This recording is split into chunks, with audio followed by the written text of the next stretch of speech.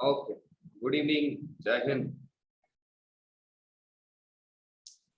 હવે આજે આપણે ધોરણ 6 માં હિન્દી સબ્જેક્ટમાં નિબંધ લેખન અને પત્ર લેખન વિશે ભણવાના છીએ.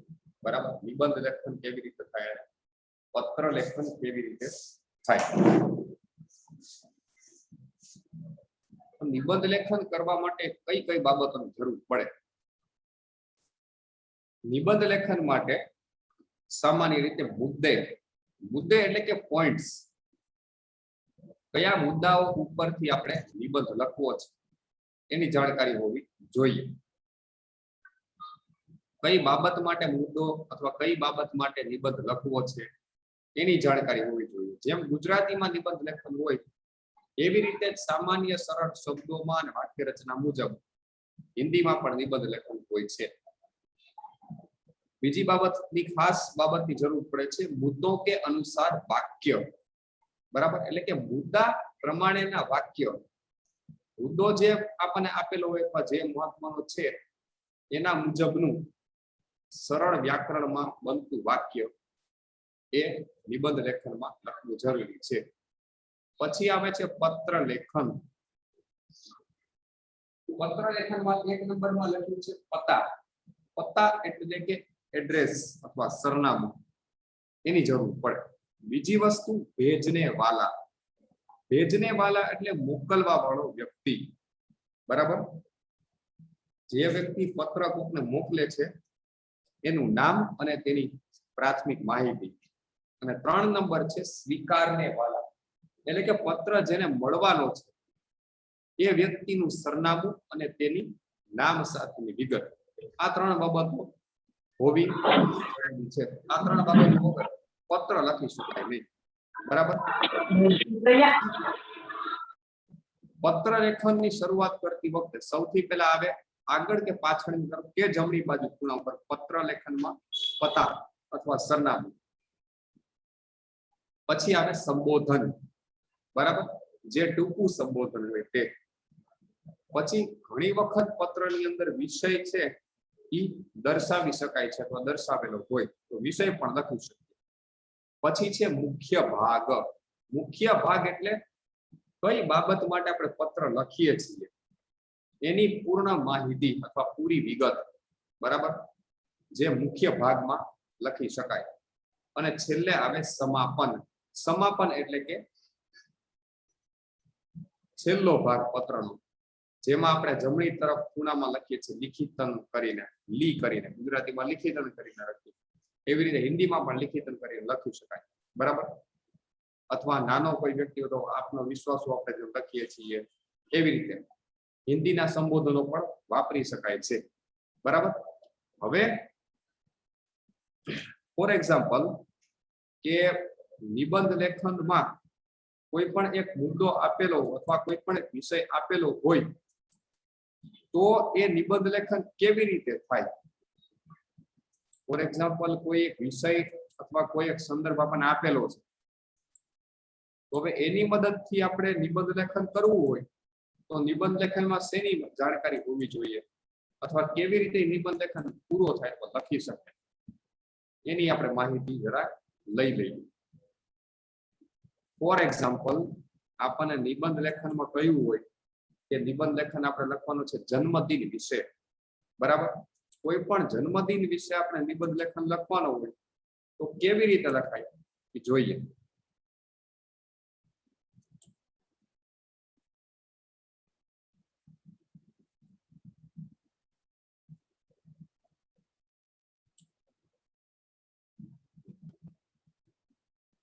બધાને આઈ થિંક દેખાતું તો હશે જ.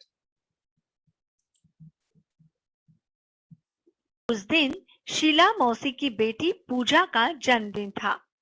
उन्होंने सबको खाने पर बुलाया था.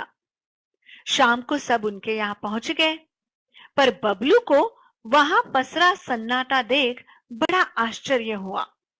सन्नाटा यानी गहन शांति. मेज पर भोजन लगा हुआ था. गुब्बारे और रंगीन झालर भी सजे हुए थे, पर कमरे में बिजली की रोशनी नहीं थी. कूलर और पंखा भी नहीं चल रहे थे. केवल 2-1 मोमबत्तियों का धीमा प्रकाश फैला हुआ था। सब गर्मी से परेशान नजर आ रहे थे। शीला मौसी ने बताया, गर्मी बढ़ जाने से बाहर तमाम जगहों पर बिजली का भार बढ़ गया है। तमाम यानी सभी जगह। इसलिए कंपनी ने अपने यहाँ भी आज से कटौती शुरू कर दी है। आज कॉलोनी के इस ब्लॉक में कटौती हुई है, फिर बारी बारी दूसरे ब्लॉक में भी कटौती करेंगे। इससे क्या, हम पूजा का जन्मदिन तो हंसी खुशी मनाएंगे ही। फिर पूजा की माँ ने आरती उतारी और मिठाइयां बांटी। हैप्पी बर्थडे के बोल सभी के मुंह से निकल पड़े। धमा चौकड़ी के बीच बच्चों ने गुब्बारे फोड़े। सभी गुब्बारे और टॉफियों पर टूट पड़े। कुछ देर के लिए सब गर्मी की परेशानी भी भूल गए। कुछ देर बाद शीला मौसी बोली, अच्छा बच्चों, अब धमा चौकड़ी बंद करो, सबका खाना लग गया है, आओ जल्दी करो। सब खाने की मेज पर पहुंच गए। इस बीच बबलू को बहुत जोरों से प्यास लग गई, मगर शायद पानी न होने से सभी के गिलास आधे ही भरे हुए थे। बबलू एक घूंट में ही सारा पानी गटक गया, पर इससे उसकी प्यास नहीं बुझी। फिर भी वो खाने में जुट गया। 2-4 कौर भीतर जाते ही उसकी प्यास और भड़क गई। वो प्यास से बेचैन हो उठा। गर्मी अलग परेशान कर रही थी। वो पानी पानी चिल्लाने लगा, लेकिन पानी का जग खाली पड़ा था। शीला मौसी मुंह बनाकर बोली, क्या बताओ बेटे, इस ब्लॉक की पानी की टंकी की सफाई हो रही है। कोई बात नहीं बच्चों, अच्छा बुरा तो होता ही रहता है। तुम लोग खाना खाओ, अड़ोस पड़ोस में देखते हैं, कहीं ना कहीं से तो पानी मिल ही जाएगा। लेकिन इस आश्वासन से बबलू को कोई राहत नहीं मिली। प्यास से उसका गला सूखा जा रहा था। खाने का एक कौर भी गले से नीचे नहीं उतर रहा था। वो प्यास से छटपटाने लगा। आज पहली बार प्यास का अनुभव करने से तो उसे पानी मिलने वाला नहीं था। जैसे आज पानी को तो बबलू से अपनी बर्बादी का जी भर कर बदला जो लेना था। अब तो बबलू क्या, तमाम बच्चों का धैर्य जवाब देने लगा था।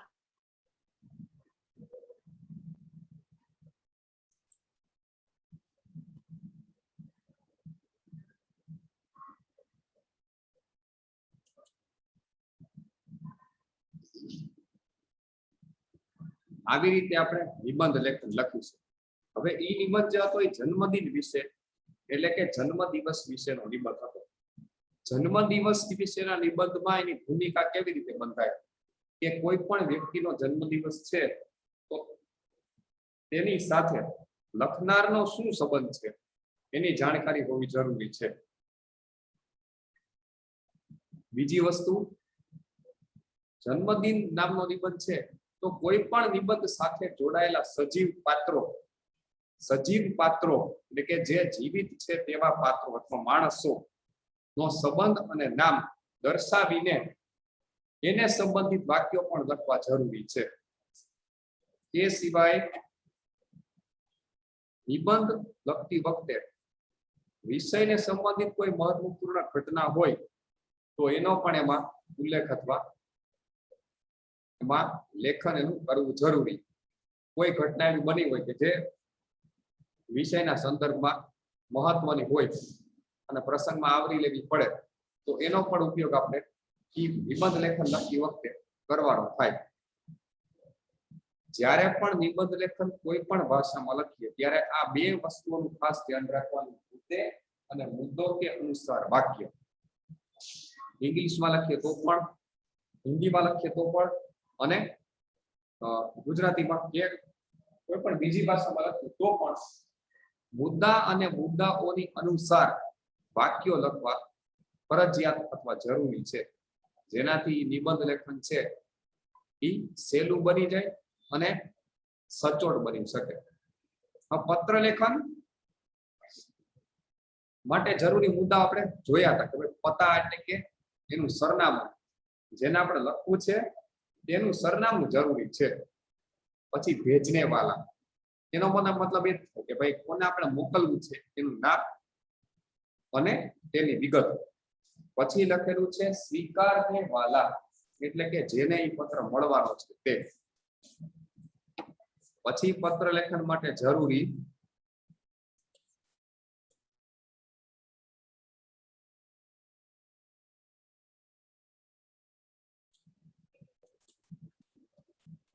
પત્ર લેખન માટે જરૂરી પતા સંબોધન. પતા એટલે કે મહત્વપૂર્ણ રીતે સરનામું. સંબોધન એટલે કે જે વ્યક્તિને પત્ર લખીએ છીએ તેનું આદર સ્વરૂપનું નામ. બરાબર. મુખ્ય ભાગ. હલો, સંભળાય છે બધાને?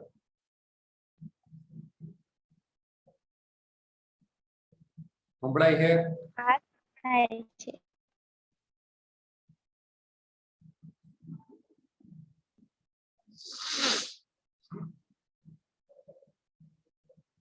બે કાનમાં સંભળાય છે? સંભળાય છે.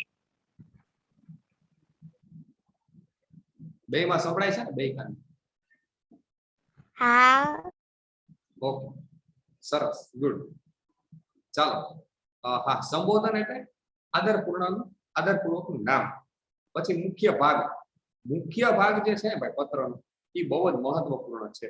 કારણ કે વધારેમાં વધારે માર્ક પત્ર લેખનની અંદર મુખ્ય ભાગમાં જ કપાતા હોય છે. વધારેમાં વધારે માર્ક મેળવી પણ એમાં જ શકાય. મુખ્ય ભાગ એટલે શું?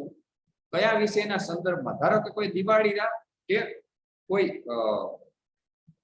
પાર્ટીના રિલેટેડ, પાર્ટીને સંબંધિત આપણે કોઈ આમંત્રણ પત્રિકા અથવા આમંત્રણ મુકત પત્ર લખતા હોય કોઈને, તો એમાં મુખ્ય ભાગની અંદર શું આવે કે ભાઈ આ બાબત કારણસર હું અથવા મારું કુટુંબ તને અથવા તારા કુટુંબને કે તમને અથવા તમારા કુટુંબને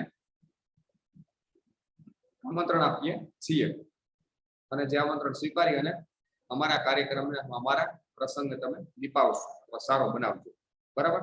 આવો સંદર્ભ છે એ પત્રમાં લખી શકીએ. બરાબર. જે પત્રનો મુખ્ય ભાગ થઈ જાય. પછી આવે છે સમાપન. સમાપન એટલે કે છેલ્લો ભાગ. બરાબર. છેલ્લો ભાગ કેવી રીતે લખાય?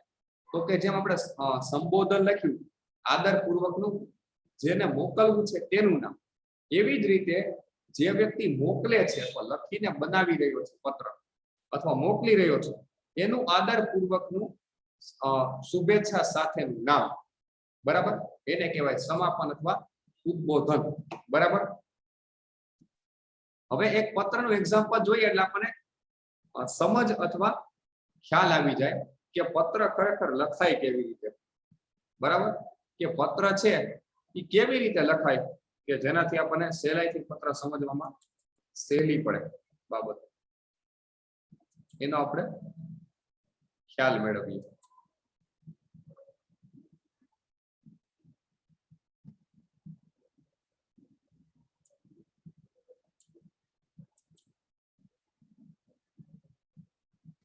પત્ર લેખન. જો તમને દેખાતું હશે પત્ર લેખન. બધા દેખાય છે ને ભાઈ કે નહીં? દેખાય છે. प्यारे बच्चों, आज मैं तुमको पत्र लेखन के बारे में बताऊंगी। तो पत्र लिखना तो आप सब जानते हैं ना। पत्र दो कारणों से लिखा जाता है। पहला, जब हम अपने मित्रों, परिचितों या रिश्तेदारों को पत्र लिखकर उनके हालचाल पूछते हैं या उन्हें अपने यहाँ बुलाते हैं तो इसे अनौपचारिक पत्र कहते हैं। दूसरा, जब हम स्कूल के प्रधानाचार्य, सरकारी अधिकारियों या पुस्तक विक्रेताओं, संपादकों को पत्र लिखते हैं तो ये पत्र औपचारिक पत्र के नाम से जाने जाते हैं। आइए इनको लिखने का तरीका जानें। सबसे पहले अनौपचारिक पत्र के बारे में जानेंगे। 175 नया मोहल्ला, जयपुर, राजस्थान। अपना पता, दिनांक 2 अक्टूबर 2011। अपना पता એટલે પોતાનું સરનામું. બરાબર. दिनांक प्रिय रीना, सप्रेम नमस्ते। सखी का नाम, कल मैं दिल्ली आई थी, सोचा था कि यहाँ का दशहरा मेला अवश्य देखूंगी। पापा ने बात मान ली। सखी, यहाँ की तो जैसे काया पलट हो गई है। चारों ओर शॉपिंग मॉल, होटल खुल गए हैं। मेट्रो में बैठने का मेरा सपना भी साकार हो गया। बसें भी लो फ्लोर की हरी तथा लाल रंग की हैं। मैंने यहाँ का चिड़ियाघर देखा। तुम भी साथ होती तो और भी मजा आता। मेरे मामा जी यहीं रहते हैं। फिर वापस आने पर और भी विस्तार से बताऊंगी। तुम्हारी सखी रचना। बच्चों, आपने देखा कि ऊपर सबसे पहले अपना पता लिखा जाता है, फिर दिनांक, मित्र और सखी या पत्र पाने वाले का नाम व संबोधन लिखते हैं। उसके बाद अपनी बातें या संदेश लिखते हैं। अंत में पाने वाले से अपना संबंध बताकर केवल नाम लिखा जाता है। अनौपचारिक पत्र संबंधी तालिका, संबंध, अभिवादन, आशीर्वाद आदि समापन संकेत।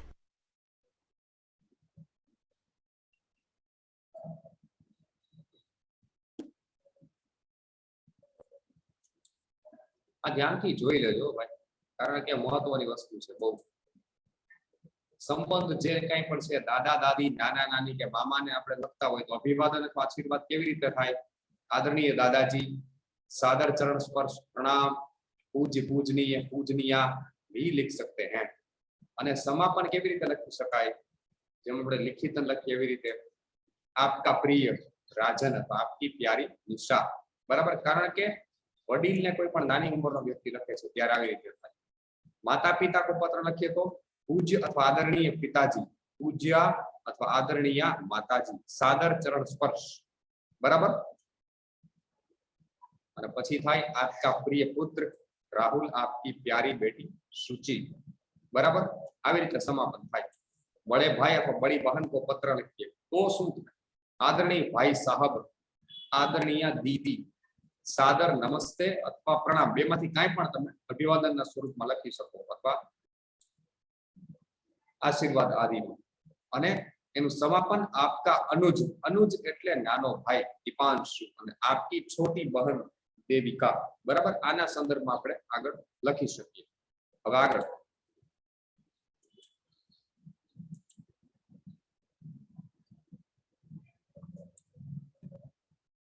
જોઈ લીધું બધાએ?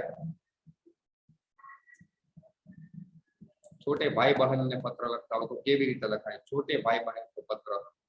बच्चों, ये तो हुई अनौपचारिक पत्र लेखन की बात।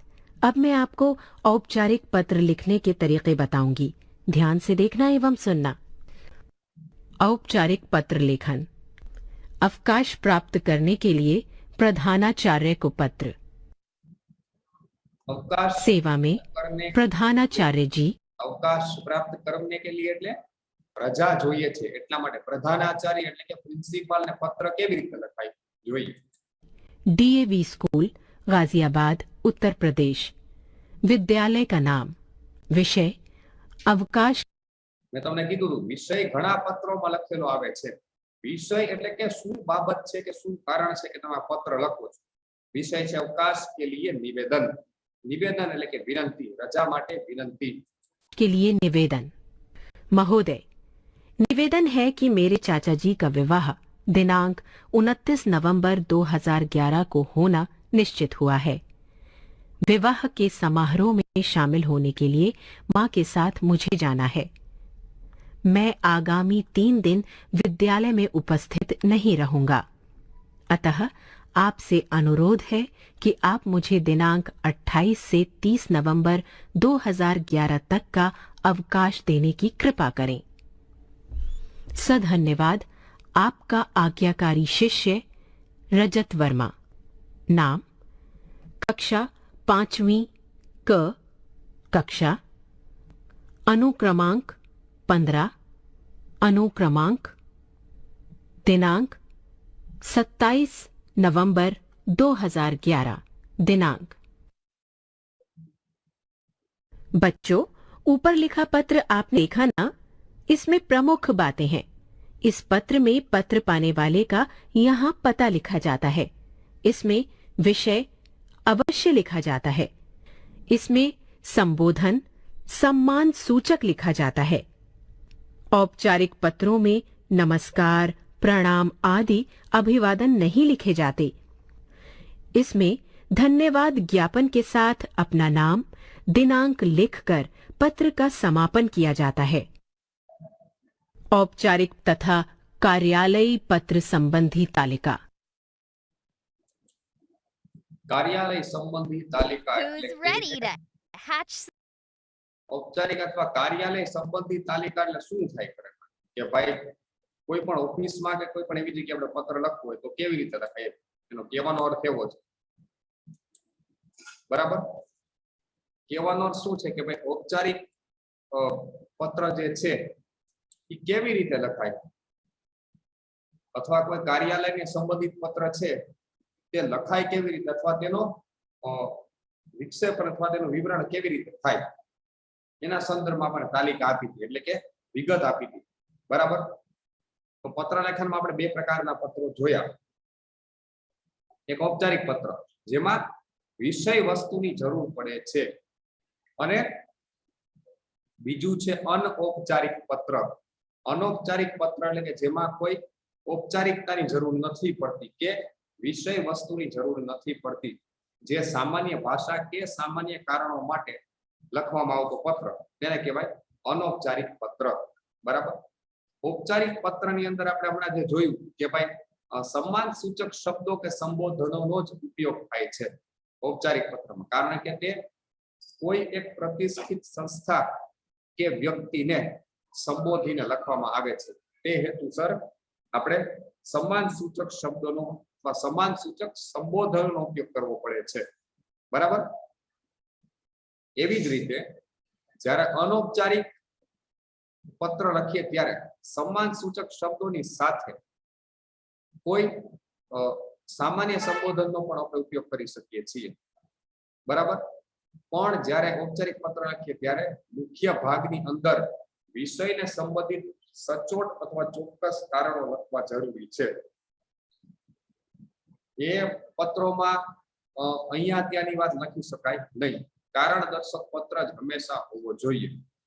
બીજી વસ્તુ કે અનૌપચારિક પત્ર જ્યારે લખીએ ત્યારે આપણે મોકલનારનું સરનામું ખાસ લખવું પડે છે, અથવા જેને આપણે મોકલવું છે એનું સરનામું લખવું પડે. ઔપચારિક પત્રમાં પણ હંમેશા ઔપચારિક પત્રમાં મોકલનારનું સરનામું લખવું પડે, અને અનૌપચારિક પત્રની અંદર મેળવનાર અથવા જે વ્યક્તિ મોકલે છે તેનું સરનામું અથવા લખનાર વ્યક્તિનું સરનામું જરૂરી છે, બરાબર? પત્ર લેખન અને નિબંધ લેખન હિન્દી ભાષા કે કોઈ પણ ભાષામાં વિષય વસ્તુને સંબંધિત જ હોવા જોઈએ. તેનાથી વિશેષ લખાણ અથવા વધારે અઘરા વાક્યોનો ઉપયોગ કરી અને પત્ર લેખન કે નિબંધ લેખન હોવું જોઈએ નહીં, કે જેનાથી માર્ક કપાવવાની પૂરેપૂરી શક્યતા રહે. નિબંધ લેખન અને પત્ર લેખન હિન્દી સબ્જેક્ટમાં અથવા ઇંગ્લિશ અથવા સંસ્કૃત સબ્જેક્ટ કોઈ પણ સબ્જેક્ટમાં વધારેમાં વધારે માર્કને વેઇટેજ મળતા હોય તેવો વિષય અથવા સબ ટોપિક છે, એટલે એના બાબતે ઘણી બધી મહેનત કરવી જોઈએ અને લખવાની પ્રેક્ટિસ રાખવી જોઈએ. નિબંધ લેખન કે પત્ર લેખન માત્ર લખાણની પ્રેક્ટિસની મદદથી જ સુધરી શકે. તેમાં વિષય વસ્તુનો ખાસ ઉલ્લેખ કરવાનો અને લખતી વખતે હંમેશા સરળ સાદા શબ્દો અને સરળ સાદા વાક્યો, જેમાં વ્યાકરણની કોઈ પણ પ્રકારની ભૂલ ન હોય એવા શબ્દો અને વાક્ય રચનાનો ઉપયોગ કરી અને પત્ર રાખવાનો હોય. યોગ્ય વિરામ ચિહ્નો નો ઉપયોગ ખાસ કરવાનો, જેનાથી વિરામ ચિહ્નને સંબંધિત કોઈ પણ પ્રકારના માર્ક છે તે કપાય નહીં. ઓકે, આજના લેક્ચરમાં નિબંધ લેખન અને પત્ર લેખન, એમાં નિબંધ લેખનમાં મુદ્દાઓ જરૂરી છે, મુદ્દાઓ કે અનુસાર વાક્ય જરૂરી, બરાબર? પત્ર લેખનમાં કેટલી વસ્તુ, ત્રણ ખાસ મહત્વની વસ્તુ જાણકારી હોવી જોઈએ. પતા એટલે કે સરનામું બંને તરફનું, ભેજને વાલા અને સ્વીકારને વાલા. પછી જોઈએ છે જરૂરી કઈ બાબત છે, પતા એટલે કે બંને વ્યક્તિનું સરનામું, સંબોધન ખાસ જરૂરી, કયા વ્યક્તિને આપણે સંબોધિત કરીને વાક્ય અથવા કયો વ્યક્તિને સંબોધિત કરી અને પત્ર લખીએ છીએ તે. મુખ્ય ભાગ એટલે કે વિષય, એટલે કે શેને સંબંધિત આ પત્ર લખવામાં આવે છે તે. અને ત્રીજું છે સમાપન. સમાપન પણ એક પ્રકારનું ઉદ્બોધન એટલે સંબોધનનો ભાગ છે, બરાબર? જે વાક્ય પૂર્ણ થાય ત્યારે અથવા પત્ર પૂર્ણ થાય ત્યારે નીચે લખવામાં આવે છે તે. તે પણ સંબોધનને સંબંધિત જ સમાપન હોવું જોઈએ. એનો પણ અંદરો અંદર એક સંબંધ દર્શાવેલો હોય છે, જે ખાસ ધ્યાન રાખીને અને સચોટ રીતે લખવાનું. ઓકે, નિબંધ લેખન અને પત્ર લેખનમાં કઈ તકલીફ હોય ને કઈ ન સમજાણું હોય એવું? ઓકે, સરસ. છતાં પણ ન સમજાણું હોય તો આ લેક્ચરને ફરીથી એકવાર જોઈ લેજો, રિવિઝન કરી લેજો અને વધારેમાં વધારે પ્રેક્ટિસ કરી અને આપણે નિબંધ લેખન અને પત્ર લેખનમાં આપણે આગળ વધવાનું અને માસ્ટરી મેળવવાની છે. બરાબર? જેમને ન સમજાણું હોય એને ફરીથી આ પત્ર લેખન નિબંધ લેખનનો લેક્ચર વારંવાર જોઈ લેવો, જેનાથી આપણને આગળ સરળતા અને સહેલાઈ રહેશે. બરાબર?